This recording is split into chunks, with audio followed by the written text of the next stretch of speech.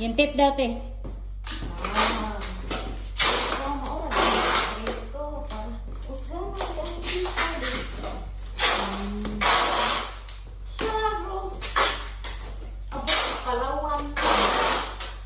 Nakaabot sa Palawan.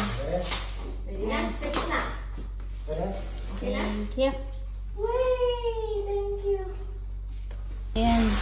Ayan, mauna ka na sa akin dun sa Pinas. Goodbye. Tapos antayin mo ako kung magbukas sa'yo para sabihin ko, salamat sa nagpadala. Diba? Natuwa pang langal ko. Thank you, Ate Cherries. No problem. Sige. Oo na, nagtabag na ako. Model. Hindi rin siya nag-over, kuya?